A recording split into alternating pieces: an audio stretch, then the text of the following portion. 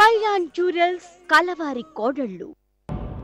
నువ్వు బిడ్డకి జన్మనిచ్చిన మరుక్షణం నీ భర్తకి మాతృవియోగం కలుగుతుంది.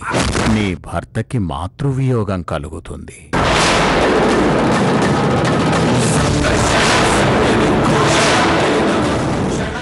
ఇది తథ్యం. ఇది తథ్యం. అలా అనకండి స్వామి, ఏదో ఒక మార్గం ఉండకపోదు. తను రాసిన రాతను మార్చడానికి ఆ బ్రహ్మకే సాధ్యం కాదు. జరగాల్సిన ఘోరం జరగక తప్పదు. ఆ భగవంతుడాడే నాటకంలో మనది ప్రేక్షక పాత్ర మాత్రమే.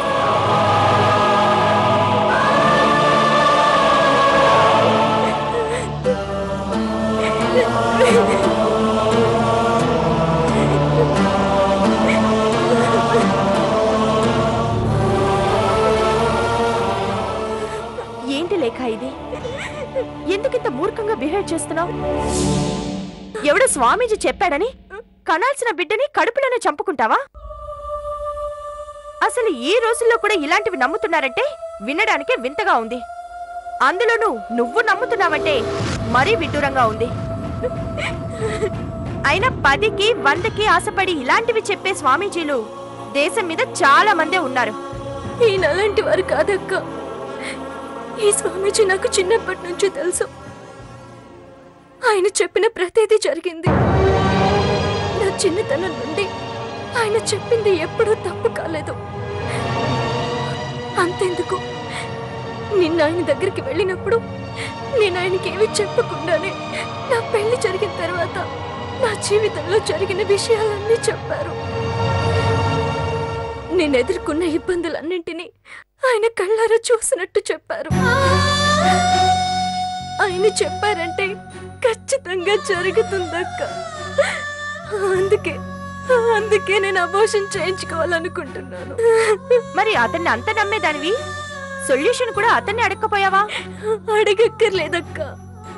ఉండుంటే ఆయనే చెప్పేవారు. అలా ఏం ఉండదు లేఖ. జవాబు ఉన్నదాన్నే ప్రశ్న అంటారు, పరిష్కారం ఉన్నదాన్నే సమస్య అంటారు. బహుశా అతనికి తెలియదేమో. అంత మాత్రాన పరిష్కారం ఏమీ లేదని ఎలా ఫిక్స్ అయిపోతావు? అలా ఎందుకు అనుకోవాలక్క? పరిష్కారం లేని సమస్య కూడా ఉండొచ్చు కదా. పరిష్కారం లేదని నువ్వంటున్నావు, పరిష్కారం లేని సమస్య ఉండదని నేననుకుంటున్నాను. ఒక్కసారి ఆలోచించు. బ్రహ్మ రాసిన రాత మార్చే శక్తి బ్రహ్మకే లేదని నువ్వే అన్నావు కదా. ఇప్పుడు నువ్వు ఏదో ఒక నిర్ణయం తీసుకున్నంత మాత్రాన జరిగేది జరక్క మానుతుందా? ఇదంతా ఎందుకు? నాకు ఒక అవకాశం ఇవ్వు. నీ సమస్యని నేను సాల్వ్ చేస్తాను. ఏమోనక్క, నాకైతే ఆ నమ్మకం లేదు. నాకు నమ్మకం ఉంది లేఖ. కొన్ని రోజులు ఓపిక పట్టు. ఆ తర్వాత నీ ఇష్టం. ఇంకేమి ఆలోచించకుండా రెస్ట్ తీసుకో. నేను చూసుకుంటాను. ఇలా కాదు గాని ముందు నువ్వు ఎలాంటి పిచ్చి పని చెయ్యనని నా మీదొట్టే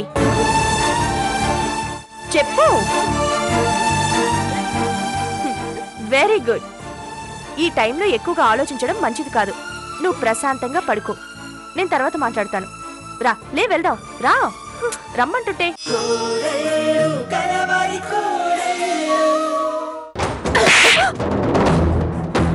తాట తీస్తా, కానీ అది జరగాలి అంటే అక్షర ఈ ఇంట్లోంచి వెళ్ళిపోవాలి.